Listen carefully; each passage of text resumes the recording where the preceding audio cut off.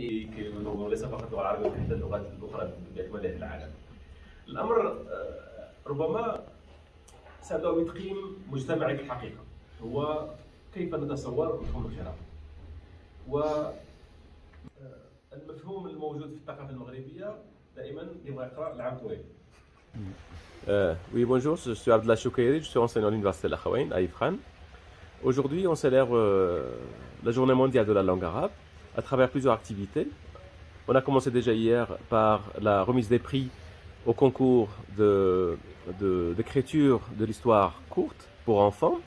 Et aujourd'hui, on célèbre aussi la même journée à travers une conférence internationale sur la littératie et l'enseignement de la langue arabe.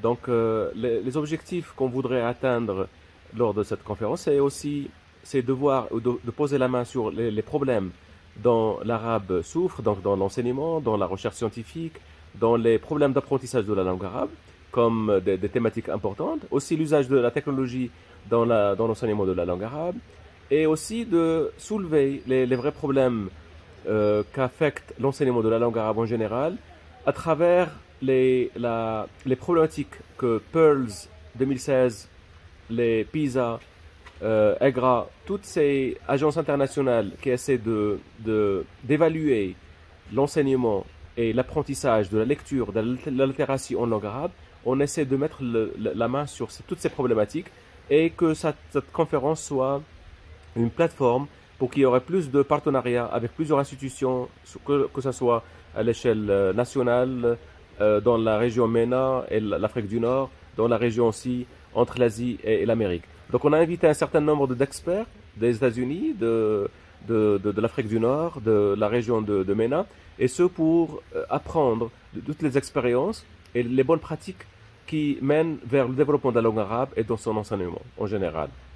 Donc, que pensez-vous de l'enseignement de la langue arabe en ces temps de digital et de Covid en même temps?